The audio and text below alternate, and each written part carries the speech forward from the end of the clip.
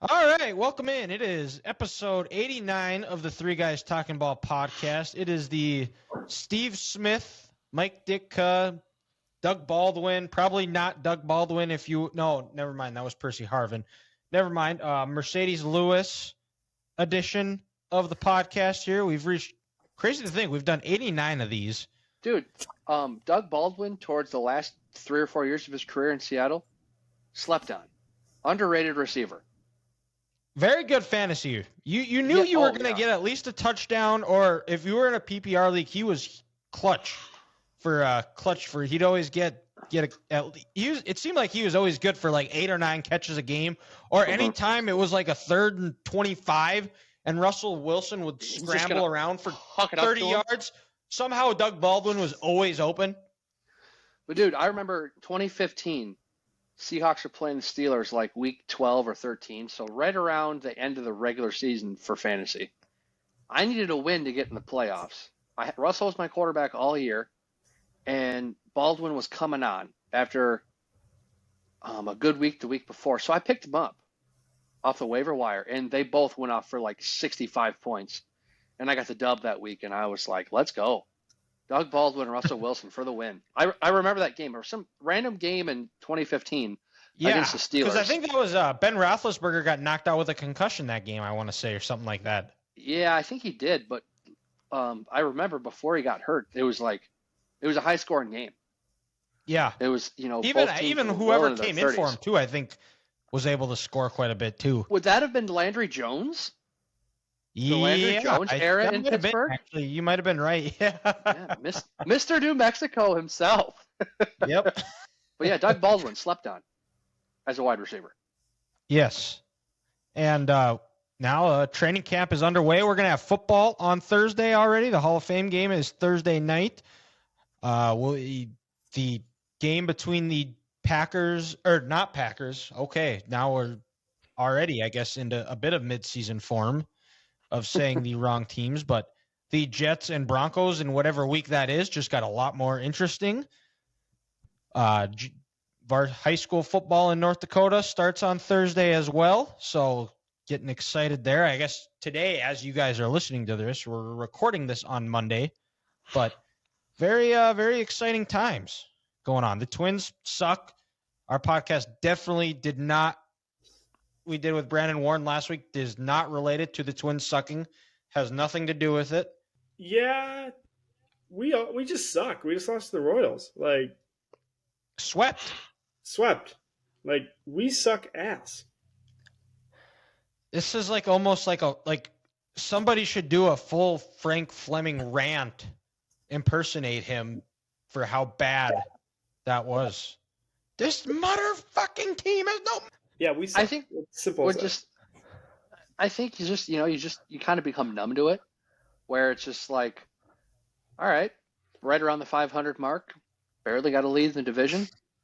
It doesn't look like anything's going to come from this, and it's August. It's almost like it's just almost like it's meant to be. It's that time of the year. Death taxes, and the Twins kind of letting our hopes down starting in August. They were interesting enough to get to the Vikings training camp. That's essentially the Twins' job right now. I think is just be interesting enough until training camp starts, and then the Vikings take over and the Twins kind of fall apart. Basically, their coverage falls apart, kind of like their season falls apart. Yeah, to your point, you're spot on, Dylan. Get us to football season, get to the Vikes, get to training camp. Get to the Gophers reporting for practice probably in the next week. Get us to the state fair. No, it's today actually. I think the Gophers started today. Yep. Was it? Okay. Well, I guess that would make sense. PJ Fleck was there amid all the reports about how terrible he is. So well, that would make sense because their first day is 4 weeks from Thursday, right? Yeah. Yep. Because all the other teams open up on Wednesday. Well, yeah. I mean, yeah, shit. They're playing 2 days before everyone else. So.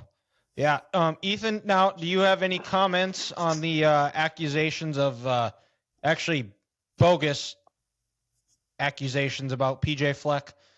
I think it's comical because this is literally verbatim, basically the same article 2 years ago that the guy's just trying to regurgitate. It's just ridiculous. But I think everyone's starting to see it's just a bunch of bullshit. Even the Minnesota media, which hates the Gophers, is even calling this whole piece bullshit. Which they do. They really do. It's a pro sports town. You can cut it however you want, but that's how it goes. But yeah, even they're saying this is bullshit. So it's just on to the next. Like, this guy can go fuck himself.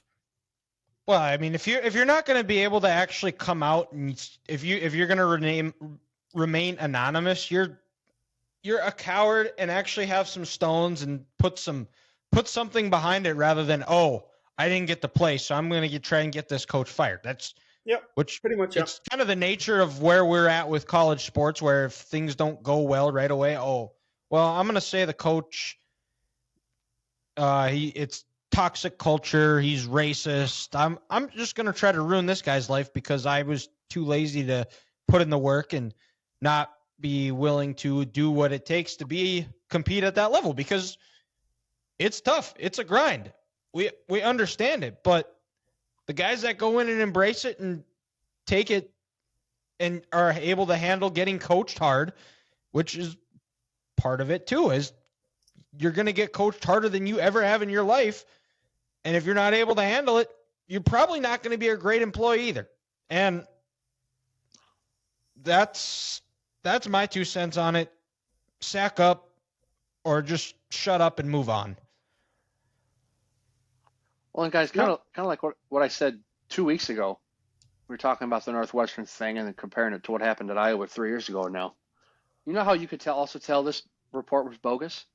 You had no other current players or players who graduated out of this Fleck program who agreed with this, who retweeted it, said this is true, and put more oxygen to this flame. One silly report comes out from some guy in the media who's clout chasing, and no one else embraced him. No one talked about it. They were just kind of like, what kind of story is this dude making up now where this just isn't true?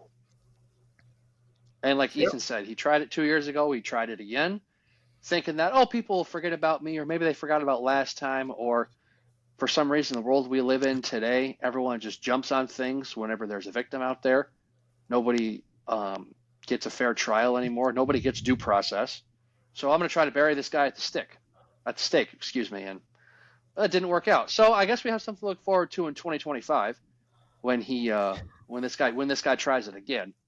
So this will be fun to revisit in 2 years. Dylan, I wasn't kidding when I in the group chat that this guy literally messaged just random fans on message boards for like information. Like, this author legitimately. So was it the guy, the anonymous player, or was it the reporter who's writing the story? The reporter asked these people just DM'd them on Twitter and Instagram, just random people that he saw on message boards. Yep. Talk about investigative journalism, folks. This guy's getting it done right here. Yeah. And then he had the balls to actually go to the Big Ten media days and actually ask PJ questions. Oh, wow. Yeah. He actually had the balls I will give him some flowers for that, though. Yeah, absolutely. I mean, at least he tried to attempt to get something from the horse's mouth. Right there, so he actually, tried to talk to PJ, but, besides that, this guy, he's just an absolute clown, for doing what he's doing. And like I said, if you're messaging people on Gopher Illustrated on 24/7, you have an issue. Yeah, you don't know what you're doing. Let's be honest here. Ethan is one of the more normal people on those message boards, and the message boards are filled with clowns. Mm-hmm. And that's for every fan base. Yep. It's Clown Central, those message boards. Oh, it's Clown Central. You can't take anything anyone says on there seriously. No. Some of the theories and rabbit holes you can go down of all the conspiracies that you find are just are pretty funny. And that's just message boards in general. 'Cause sometimes it is fun. If you need a good laugh, that's a good thing. Good way of cheap entertainment is going down, seeing some of the message boards on these college football teams. I mean, kind of like some random Twitter threads, or just the replies, the comment sections, where you're just like, oh my God, people have way too much time on their hands to come up with this. And to actually get into arguments because they think some of this stuff is true is just fantastic. that's why it's so great that we have people like 3-Year Letterman on Twitter who says some of the most outrageous things just to watch how mad people get. Oh my God, yeah, and just see people just lose their absolute mind. It's fantastic. Why does this guy have? Why do I have so many notifications? That Seriously. That's what keeps me on Twitter is his responses. But yeah. So now that we have that, we teased this last week. We all watched Quarterback, and we're gonna do a review of it. And I thought it was well done. It was excellent. It's already been renewed for season 2. It sounds like Joe Burrow is going to be on it this year, who it sounds like the Bengals and him dodged a huge bullet, that it was not a blown Achilles, which is what it looked like on the video. Zach Taylor said that he's going to be out several weeks. When pressed on what several weeks meant, he said several weeks means several weeks. So he'll be back week 1. Got it. He'll be back week 1, which I don't think he's had a normal offseason since he's come into the league. Because his rookie year was COVID. It would have been last year. Last year he had the appendectomy. 21, things are still coming back from COVID as well. And the ACL too, 20 to 21. And the ACL too. Yeah, you're right. The ACL. So he had the appendectomy last offseason? Yep. Yeah, in training camp. Oh yeah, so that would have been his one. Yeah. That would have been his one regular offseason, because besides just coming off the Super Bowl, he was healthy. I don't remember having surgery then. So son of a gun. Yeah. So there's that, and this Pat Mahomes guy. I told you guys in the group chat I have some thoughts on him. He swears, just got a very foul mouth. Not a good role model for kids. He doesn't take coaching. He doesn't listen to coaches. When they tell him to go get x-rays, no. Has a tantrum when he actually goes in, chucks his coat down. Kids are watching. Be an example. Set an example for them. Not coachable. You never see him hardly ever interact with Eric Bieniemy. He only talked to Andy Reid and Matt Nagy. And just he's not what the media portrays him to be. He's not this goody two-shoes guy. He's just not a good role model for kids. All right, Skip. When can I hear Dylan talk? Yeah, that sounded pretty lame. Is Skip Bayless in the room? If he is, I'd like for him to leave, because I do not like Skip. And if he was a true competitor, he wouldn't have done this show, but he has to make sure, see how everybody thinks how great he is. Well, joke's on you, Patrick. You didn't fool this guy. Ridiculous. But no, I hate to say this, but the way you see Pat Mahomes carry himself, the way he acts, his competitiveness, that fire. Oh, he also hates dogs. So there's also that. Yeah, that is a legit red flag that we cannot get past. Skip doesn't like dogs. No, Pat Mahomes doesn't. No, that's Really? a red flag that we cannot get behind. That's ridiculous. Actually, no, he was just. Well, you don't remember like the opening scene of him when Brittany is getting interviewed, and all of a sudden you can hear him screaming at the dogs because his dogs were barking with the neighbors' dogs. Mm-hmm. God. So the master of spin zone right here, but actually, no, I thought it was really cool to kind of see the in-depth looks of what they're like as family, met with their family. You could definitely tell that family means a lot to all three of those guys. And just the way Pat conducts himself, that competitiveness and how much he's loved by his teammates and how hard he is on himself and how much he pushes himself, how hard he works. It's something that you see with all the legends, and he's one of a kind. He's unique. Probably will go down as the second greatest quarterback of all time. Kirk Cousins it was cool to see him with his family, how much that, and then just kind of the season. I thought it was interesting how he talked about how it takes 8 to 10 weeks and how, that week 2 against Philly when they were playing the Eagles, and it was after I think he threw an interception. He came off. He said, "Oh, that's my bad. I should have checked to a run, check to a run." And Kevin, seeing that relationship between Kirk and Kevin O'Connell develop and continue to grow throughout the year, I think that's going to show, and I think it's going to benefit him this year when there is still some question marks. This is not new for Kirk, what he's going into this year, where he's going into a bit of a lame duck year where he doesn't have a contract with Minnesota after the season. And he's had to do it before, and he played really well. We're going to see if he's able to do that. And then you see Mariota, who was in a very unique situation where it was also kind of a lame duck year for him, where it was just kind of a stopgap year of sorts for whether if they were going to go with Desmond Ritter, or try to get a quarterback in the draft. And seeing all the seeing what he went through, his wife was having a baby, and then he also ends up getting benched and dealing with a knee injury. But I thought it was great. I can't wait for season 2. I just thought it was interesting. Like, I loved it, first. But just how different leadership each one of the guys had. And I think they really tried to showcase that. Like, Mariota seemed very quiet. Like, he would break down the huddle and everything, but other than that, he just seemed like a very quiet leader. I mean, he goes and does his thing, don't get me wrong. He does lead the team, but it's just a very quiet. Where Kirk gets a little louder, voices his opinion a little bit more, but he's also just got that dad in him. So he's more like motivational. He gets high strung. He has those high strung moments where he's emotional, and then where Pat is he's poised. Yeah. He for the most part keeps us cool. I was being facetious when I was talking about him throwing a tantrum, but for the most part, he has that calmness about him. He understands when he makes a mistake and says, "I got to fix this." Yeah, it's just I thought they did really well. They picked 3 guys that were all at very different points of their career. You got the backup, you got the well above average starter, and you got the star.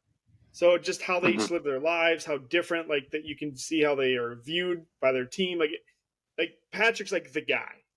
Like, everyone at that team looks to Patrick. Like, a lot of the Vikings look to him too, but they also have other leaders that are stars, like JJ, those type of things. But Mahomes just had a different. He just had a different vibe. Like, the team was like, it's Mahomes or nothing, or we're fucked. Where the other teams maybe didn't feel like that. Well, and I also think they did a nice job of kind of almost tying in, culturally, where these guys are from, and just their different backgrounds in life. Marcus, being from Hawaii, the Pacific Islander, very calm, cool, collected. He's not going to overreact to things. He's going to let things come to him. He's always in the moment with there. And Kirk, with his dad being his high school coach, very meticulous, detailed. I'm going to do everything I can to be the best. I'm not, I'm not going to be the rah-rah guy, but when I have to tell my team that it's time to go, it's time to go. And Patrick, you could tell he's been in the locker room his whole life with his dad playing in the majors, where, he was like Ethan said, he's the guy. When he was down in that Indianapolis game, when he missed a couple shots in the end zone, the offense and that team played below his level. When he was on, like what he was on in Tampa Bay, when he did the spin white around Devin White and then hucked it to Hilaire at the back of the end zone, when they went to Hardman and, Juan Thornhill on the sideline, said, that's the Madden stuff right there. You just, at that point, you knew that game was over, because that team knew that quarterback was locked in and nobody was going to stop him that day. So kind of just to piggyback on what Ethan said, they did a nice job picking up on just where these guys are from and how their upbringing kind of matched their leadership styles with that too. And that was really cool to see. Well, and you look at Kirk Cousins talk about how when he was going into junior high or something, they asked, what his goal, his number one goal was to be an all-state quarterback. And now he's one of the highest paid quarterbacks. And at the time when he signed with the Vikings, had the richest quarterback, signed the richest contract in NFL history. Isn't that crazy to think that 5 years ago, a contract with a total value of $84 million, 84 was the highest in NFL history. Now, on average annual value, you got Herbert, Hurts, and Lamar making 50. 5 years later, isn't it crazy? Yeah. And it's only climbing. It's only climbing because I bet you a Burrow deal is going to be done here in the next couple of weeks. Justin Herbert, well, no, he just got signed as well. But really, once you think about it, once Burrow gets done, there's really no quarterbacks who need deals anytime soon. Like Trevor Lawrence, eventually, if he plays well. He's a year away. Next year we'll be talking about him. Yeah, but besides that, it's like there's no real good guys. There's no good guys. We got to wait for a couple of years to see what this past draft class does. I mean, I think depending on how the season goes. The other next one would be Tua. And he's probably with Trevor Lawrence just because of his injury history, and he's another concussion away from being out at least a month. Well, if not his career. Yeah. Well, I think Kirk, if he has a good year, the Vikings have a good year, he's going to get extended for probably another 2 years. They don't have anyone on that roster. Yeah. If they don't suck, they're not going to be in any position to go get a Williams or May. It's just not going to happen. Yeah, because your point, Ethan, got Bo Nix over Kirk Cousins in mid-late first round? No, not a chance. Not a chance. Nope. Nothing against McCaffrey. I mean, JJ McCarthy. He's got to prove a lot more. McCarthy, he's got to prove a lot more to be first round, if you ask me. And that's not saying anything bad about him. It's just those other two, being Drake May and Caleb Williams, they're dudes. Yeah. Well, and you look at the offense that McCarthy plays in, which is such more of a run-first offense, and when you have the two running backs they have, I wouldn't be shocked if early in the year that we'll try to see them throw the ball, air it out a little bit more, just to get used to it. But there's Michigan's still going to be a run-first team. That's the identity of them. And that's who they are. And they can do it when they have to, but they don't. Less is more. But I also thought it was interesting, though, too, is how Pat Mahomes on the sideline, because it's always talked about, a lot of questions with why Eric Bieniemy doesn't get a head coaching job, why he can't, but you hardly ever saw him interact with Bieniemy at all. He was always visiting with either Andy Reid or Eric Bieniemy. Or Matt Nagy. Matt Nagy, excuse me. The only time you ever really saw, and maybe that's just how the film or the filmmakers made it that way, but outside of a couple of comments, like I got to quit turning the ball over, other than that, you didn't really see a lot of interactions between those two. Well, but let's also not forget that Eric Bieniemy is a running back by nature. He was the running back coach for Adrian Peterson for the first 5 years of his career in Minnesota. And then he went to Colorado to be an offensive coordinator for a year. That didn't work out, but University of Colorado doesn't work out for a lot of coaches. And then Andy, when he got hired in Kansas City, hired Eric to be his running backs coach. And look at all the running backs at his time in Kansas City that he's pumped out who have been good players. Of course, you start with Jamal Charles, Charkandrick West for a couple of years, Spencer Ware, Damian Williams, Darrell Williams, Jet McKinnon coming off a couple of ACLs, Isaiah Pacheco. Eric Bieniemy is a running backs coach. Matt Nagy played quarterback at college at the University of Delaware. He's a quarterback. Andy Reid calls the shots. You want your head play caller talking to your quarterback. So it just works out that way, where Bieniemy knows more X's and O's for your running backs than your quarterback. So that's why Patrick's not going to talk to him on the sideline. And that's no shot against Bieniemy or Mahomes. That's just their expertise don't line up together. Yeah, that could be it too. So I guess it'd be interesting. We're going to find out a lot more about Eric Bieniemy this season in Washington. I was going to say, to your point, I think having Bieniemy, the fact that he's a an offensive coordinator doesn't hurt him, but it doesn't help him that he's a running backs coach by nature. Because which position in this league is being ostracized? The running back position. All these old coaches who have never called plays before, who got head coaching jobs, what position did they play? They all played quarterback. Or they at least coached a quarterback before. So I think he kind of got penalized, I think, a bit by being a running backs coach. And also hear from other people around the league. He can maybe be a bit arrogant and a bit smug in his interviews, and I think that turned off some people too. But that's a different discussion to be had. Yes. And yeah, now, and it's hard to not root for all these guys after watching it, because that's the one thing. Depending on if you like whoever or you don't like, that it humanizes them. I think a person who came out great after this is Brittany Mahomes. She seems very likable, very friendly, like you could hang out with and understand why Patrick and them have such a special bond. Not very often do you get to see many people talk shit to Patrick, but she's not afraid to. She's going to run her mouth to him, and it's funny. That dude escaped the friend zone from her. To maybe become the best quarterback of his generation, he had to escape the friend zone as a high school athlete. He's one of us. Patrick is one of us. He won. He won at the game of life. It goes back to what I said originally, is the guy's just different. He has what is just stuff of legends.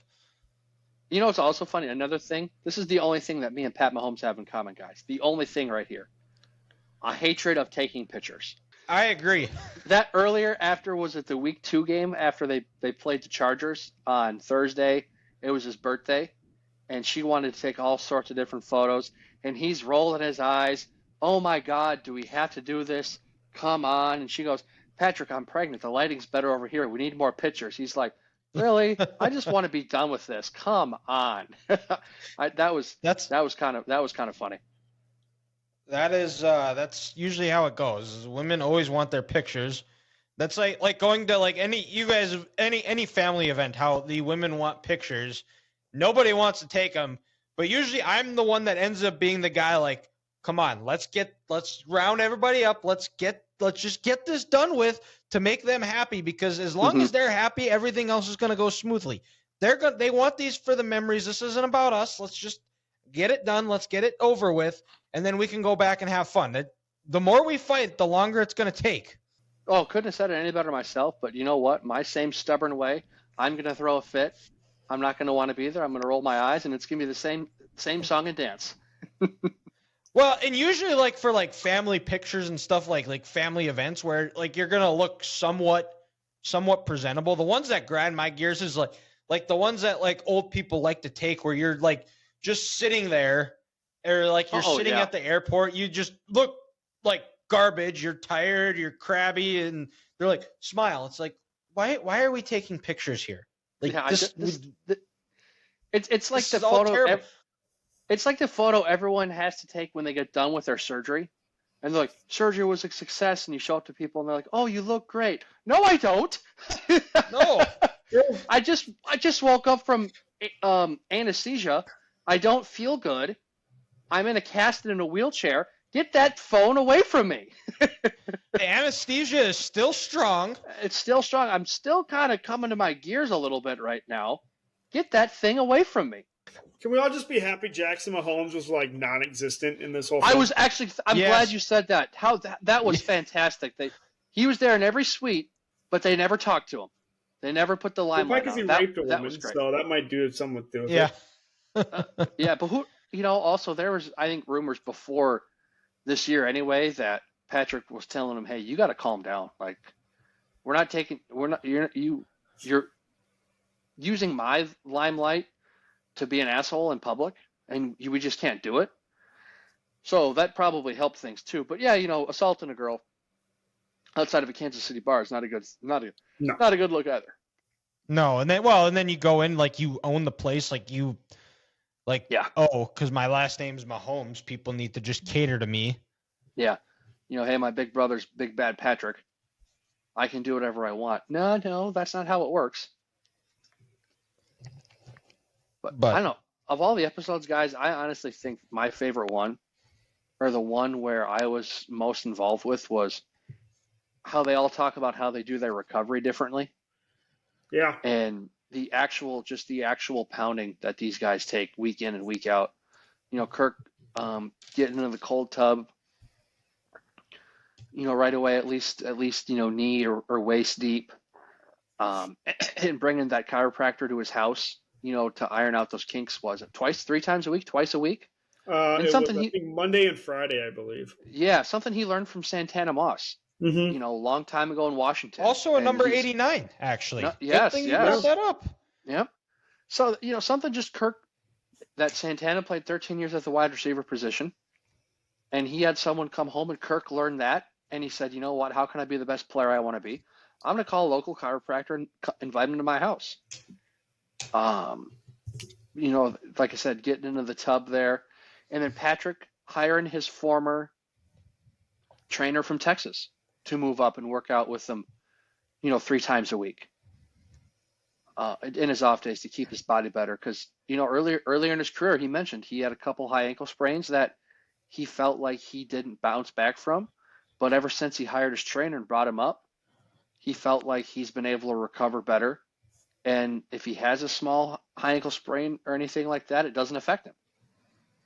So and then Marcus, with his long lost, a friend he's had for a long time, he became a chef. He said, "Hey, you know what, dude? Could I hire you and you be my personal chef to really make sure I'm getting this nutrition and vitamins throughout the week and I'm eating properly so I can play?" Was it Fridays, his McDonald's, or was it Monday? I think it was Mondays. the Monday or Tuesday McDonald's on the day off. Yep. Yeah. Tuesday breakfast. Yeah, the McDonald's breakfast. Yep.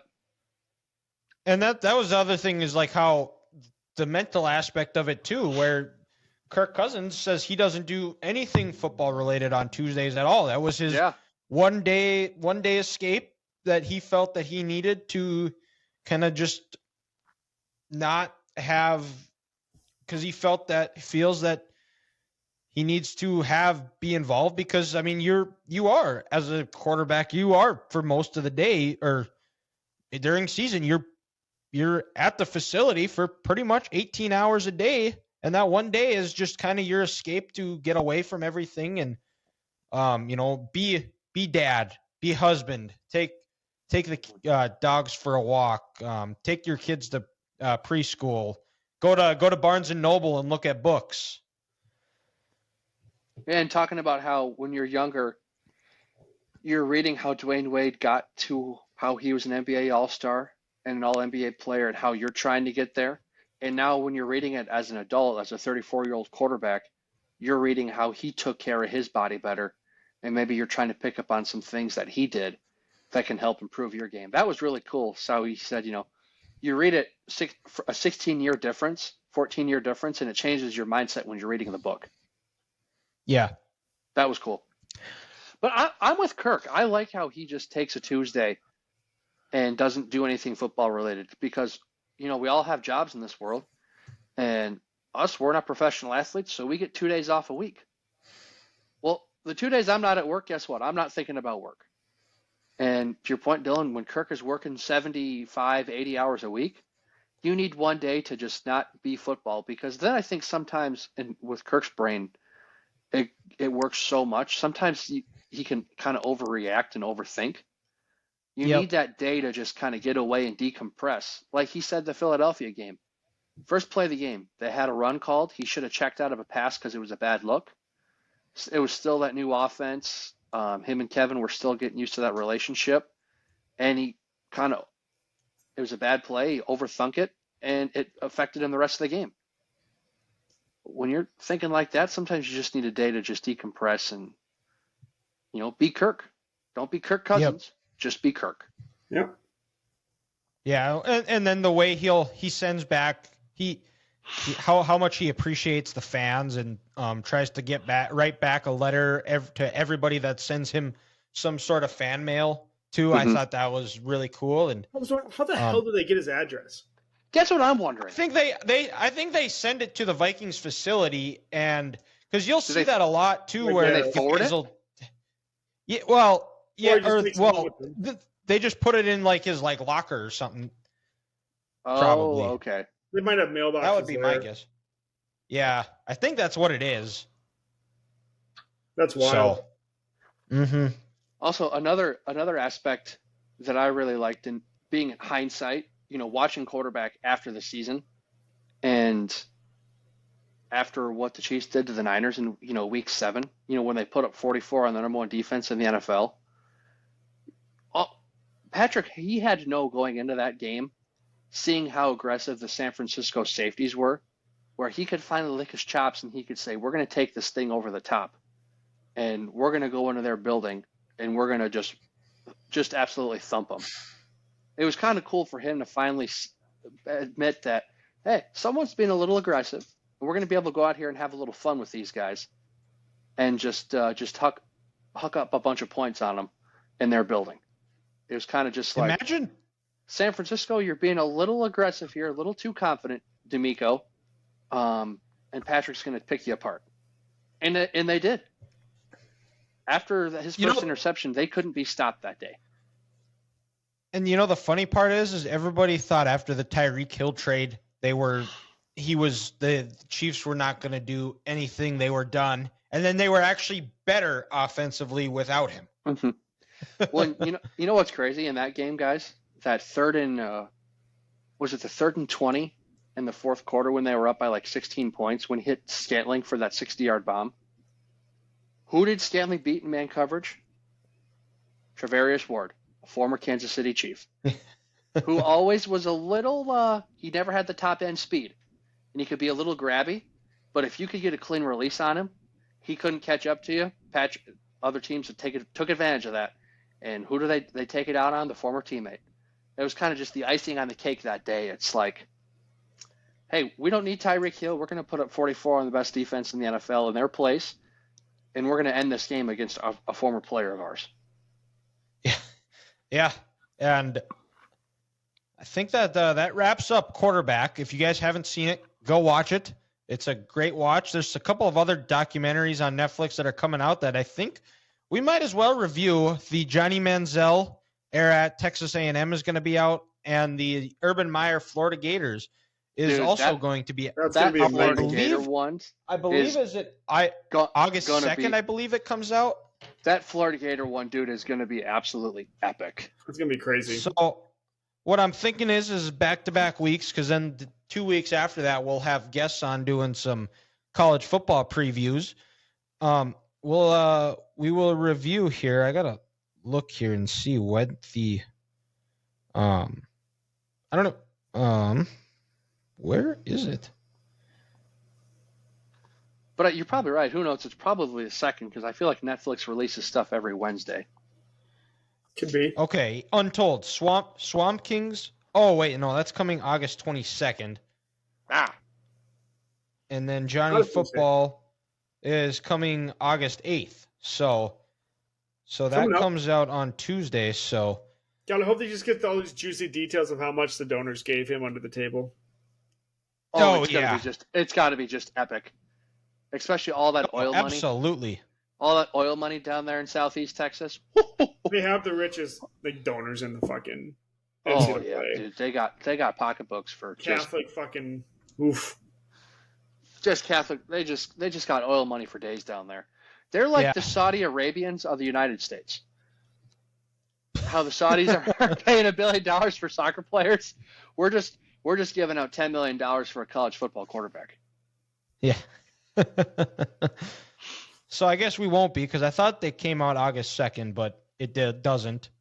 So well, actually, very smart on Netflix to do it 2 weeks apart, where everyone's going to binge Johnny Football for 2 weeks, and then they're going to want more, and then here comes the Florida Gators, who had a preacher, a murderer, a drug dealer, a domestic violence supporter, and a whole bunch of other stuff on their staff, that being Urban Meyer, the last one.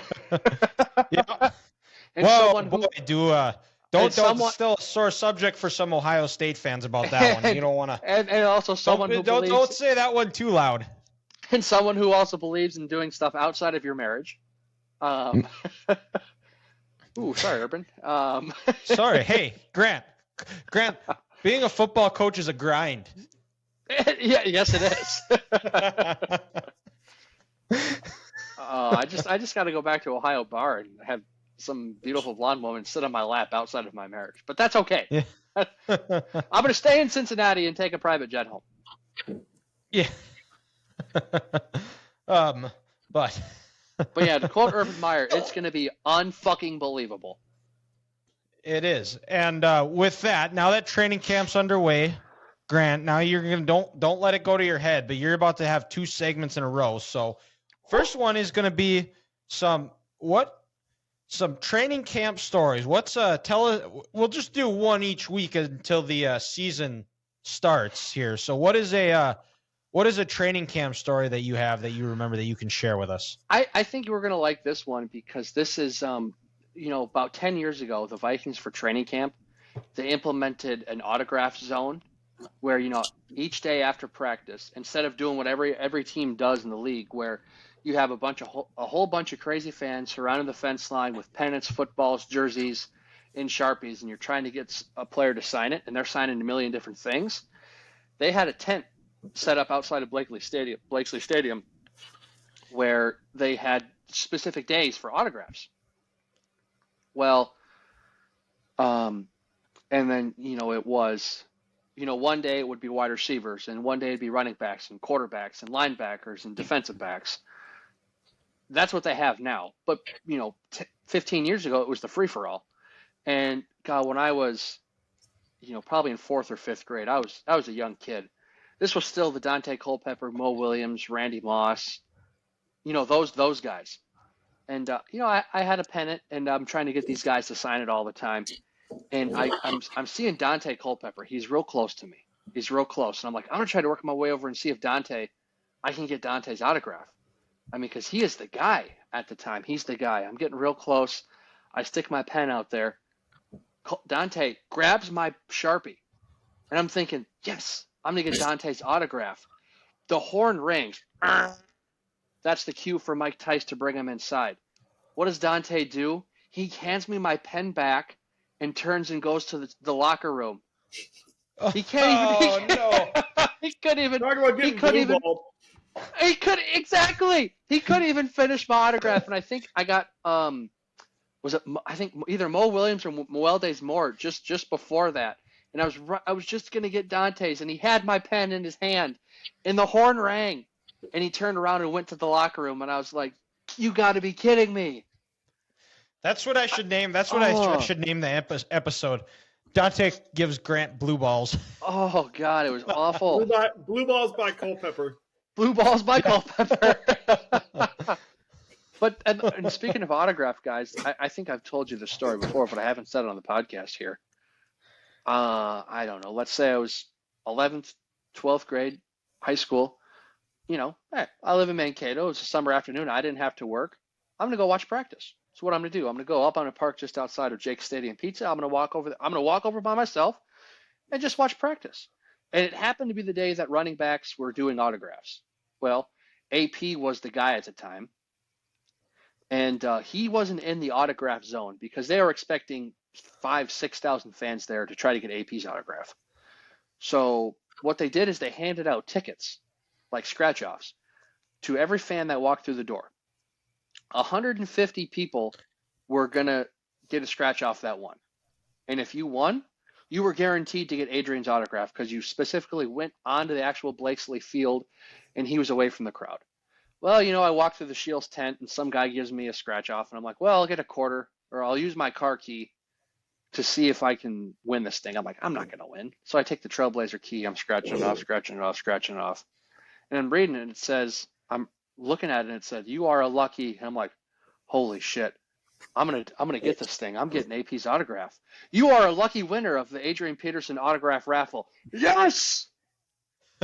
So I'm sitting here, watch practice, and this practice is ending. And then I realize, oh no, I don't have anything for him to sign.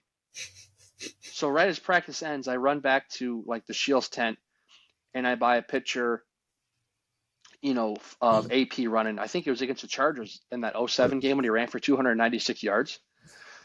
So I get in line and I'm waiting, and everyone's guaranteed a spot in front of me, or everyone who won the raffle was guaranteed to get an autograph. Well, the guy who was in line in front of me, he didn't have anything. He didn't go to the Shields tent. He didn't buy anything, but he had an Adrian Peterson jersey. So when he gets in line, he takes his jersey off, and he's going to have AP sign the jersey. Well, he didn't have an undershirt on. And this dude looked like he hadn't seen the sun in about 4 years. He's as white. He's as white as Elmer's glue, and he's got Adrian signing his jersey. And Adrian goes, "My man, you need to shave your chest and get in some sun." No way. And it was funny.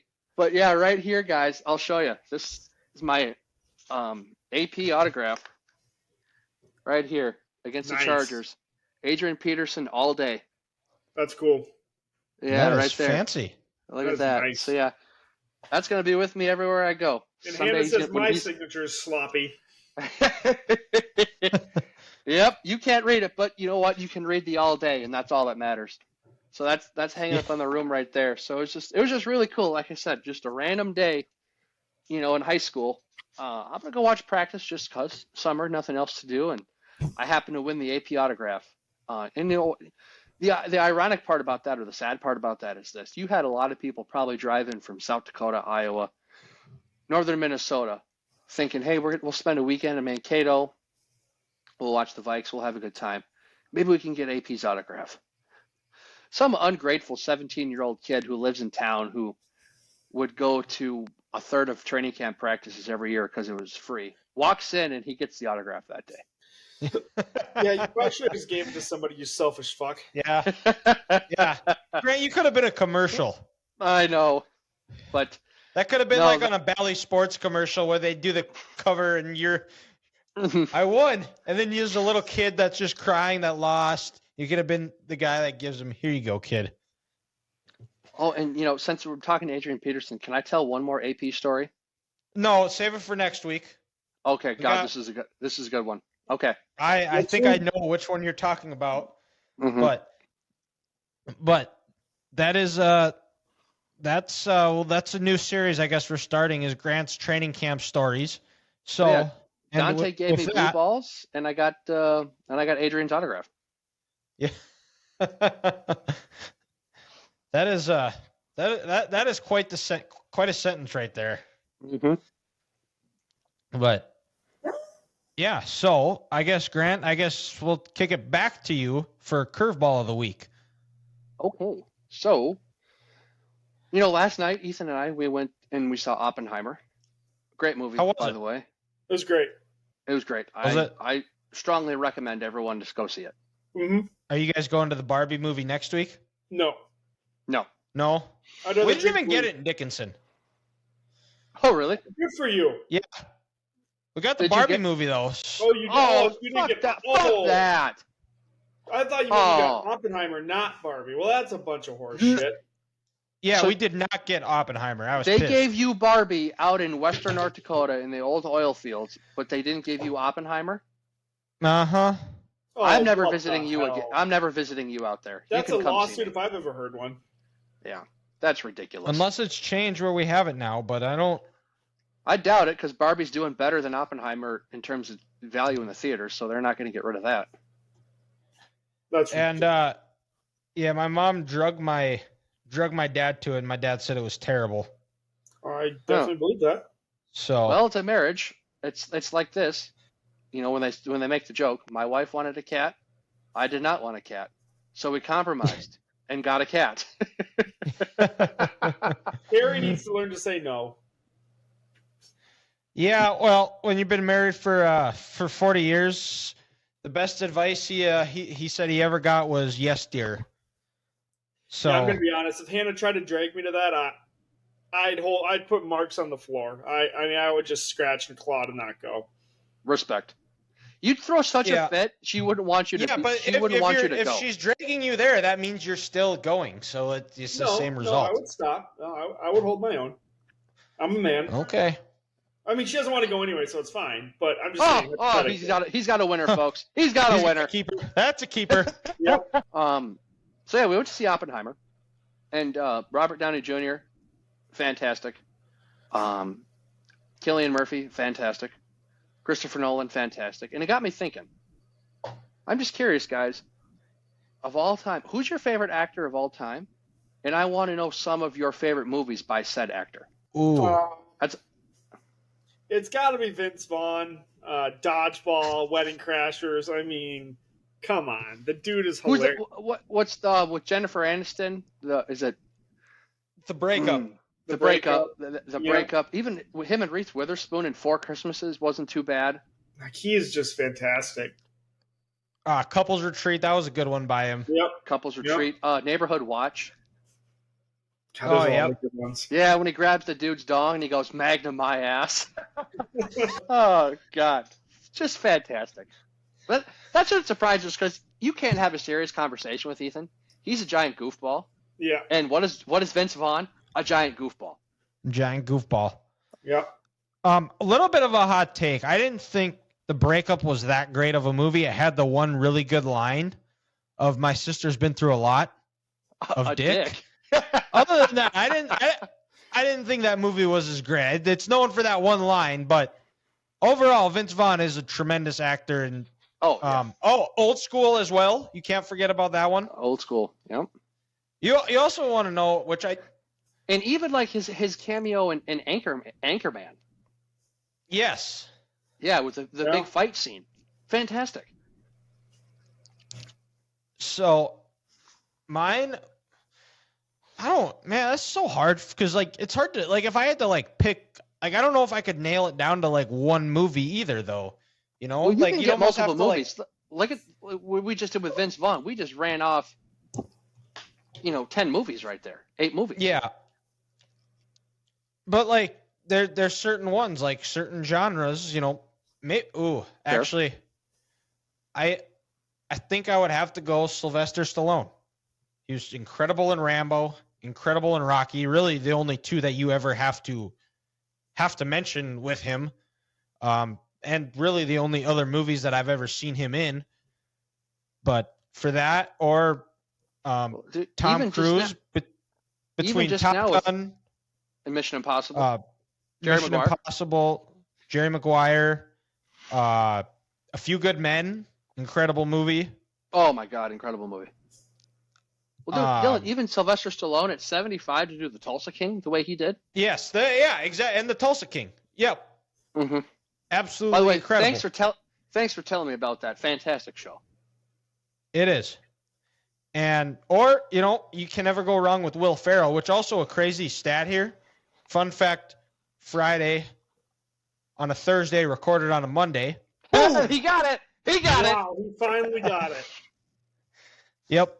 And that movie is almost 15 years old. Step Brothers? Yeah. Wow. Holy shit, yeah. And it's still as funny as the first time you watched it. Yes. Oh my God, yes. I'm going to put my Ricky Bobby on your drumstick. Anchorman. A very underrated one by Will Ferrell is Kicking and Screaming. That movie is still hilarious. That's an old one. And it was on a couple of weeks ago, so I rewatched it. I didn't think it was great when I saw it in theaters, but Get Hard with Kevin Hart, that one is actually pretty funny. It was a lot funnier the second time around, but and you can't forget him in Wedding Crashers too, going and crashing. Or Wedding Crashers. Genius either. idea. Yeah. Oh yeah. Picking up chicks at a funeral. Super horny, bro. And of course the Meatloaf line. Chicks are so horny. It's not even fair. Oh, it's so sad. Of course, the famous Meatloaf. Meatloaf. New life. And of course, the famous Meatloaf line. Yeah. Ma, the meatloaf. Comes down to those numchucks. I was gonna Probably nunchuck your ass. the gif or the gif that Ethan uses the most. He's sitting there. What a dumbass. What an idiot. An idiot. What an idiot. That's what it is. Which is also just an all-time one-liner is when he comes down the steps to go meet Owen Wilson. What in the fuck do you want? Oh my God. That's one of my favorite ways to greet people. Mm-hmm. When I get a phone call. What in the fuck do you want? But Well, to get a little break from the comedy here, I'm gonna have to go with someone from overseas, and I'm gonna have to go with Christian Bale. oh, okay, and Yep. Dark Knight. I had a hunch that's who you were going with. Another one too, Yeah. because it's my favorite TV show of all time, is Charlie Sheen. Oh God. Him in Major League 2, 2.5 Men, incredible. But anyways, sorry to interrupt, Grant. Back to you. No, yeah, it's all good. It's all good, dude. Like I said, I think both of you probably knew where I was going with this, Christian Bale, because again, what's my favorite movie of all time? The Dark Knight. Saw that came out 15 years ago. Also, crazy to think. That's crazy. Another Christopher Nolan movie. I saw that in theaters twice, and every time I get on a Delta flight, Oh, you're watching The Dark Knight. I'm watching The Dark Knight. It's no ifs, ands, or buts about it. If it's on TV, it's one of those where I'm stopping the TV and I'm watching.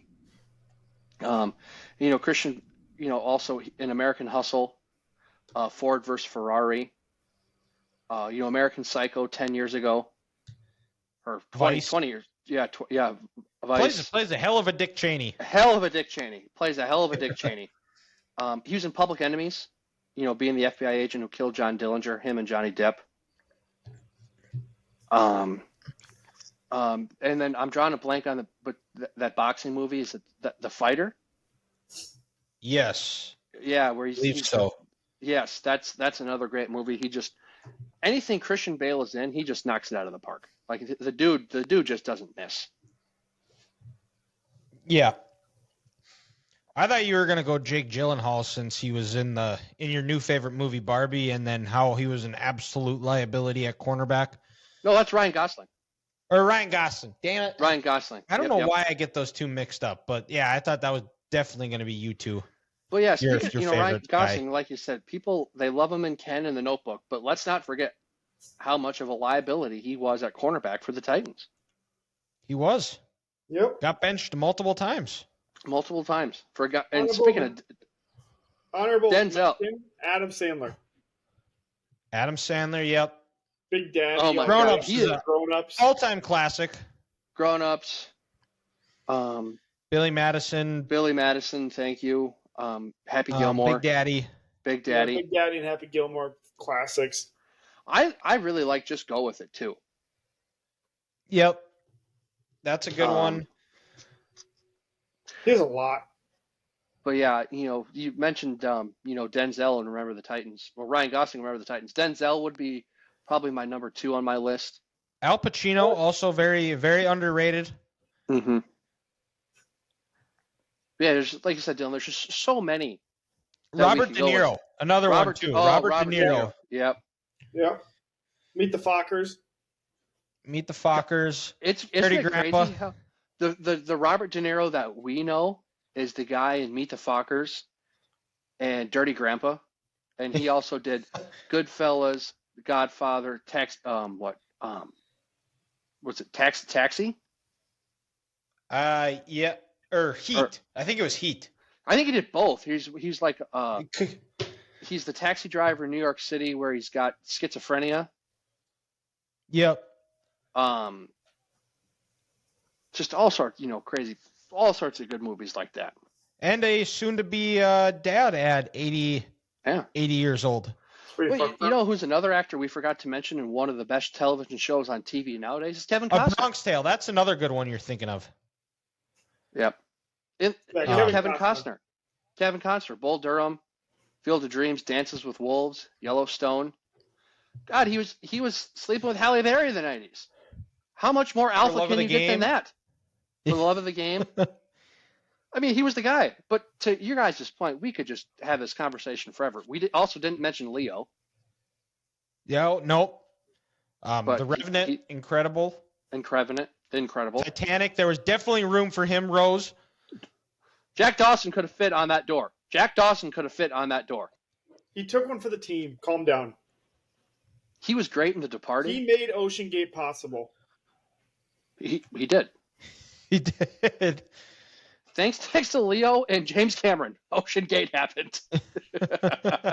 But well, I suppose that's a good way to end it. I played a 5-6 hour round of golf on Saturday. Oh God! If you guys would have heard about my Saturday, you would have thought I was in college. The way I other than the part that I went to bed, I went home at like 10:30, but started the morning, went out and golfed, and it was extremely slow. It was terrible. Well, if it's And 5 then and a half after, hours. yeah, we teed off at 10:40. We got done at 4:10. So yeah, 5.5 hours, not That's quite 6 six, hours. but essentially, yeah. Whoa.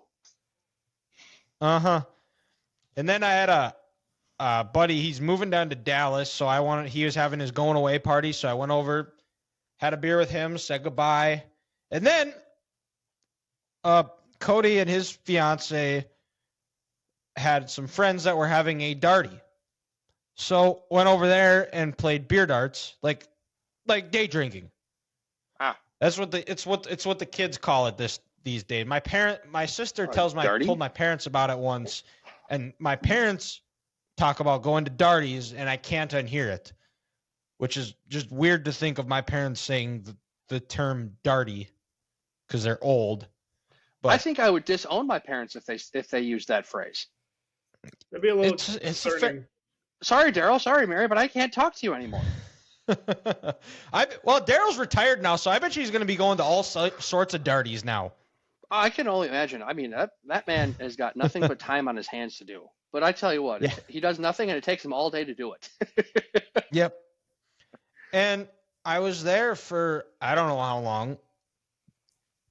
And we played beer darts and drank, and then buddy Isaiah was having barbecue over at his house. So I went over to his house and hung out for a while. And then it was like 10:30. I had a tee time for golf again at 8. So I was like, I'm going to be mature, make the mature decision and go home and not do anything else stupid.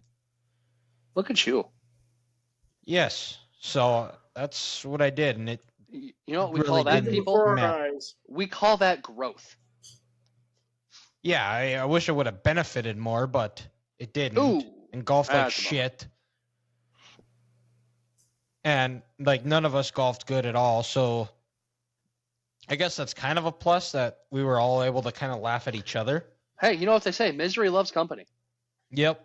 And yeah, so now that football's starting, my weekends are going to be devoted to that. And I won't have those those distractions. So with football starting Thursday, junior high Monday, I'm ready to go, and it's going to be full swing, full speed ahead, boys. And we'll put a bow on episode 89 of the Three Guys Talking Ball podcast. We'll have the segments of the show out on Friday on YouTube. Three Guys Talking Ball. Go make sure you subscribe there, like our videos as well. Leave a comment. Try to get back to you. 3GTB podcast on Twitter, Instagram, and TikTok as well. And thank you guys for listening, and we'll talk to you next week.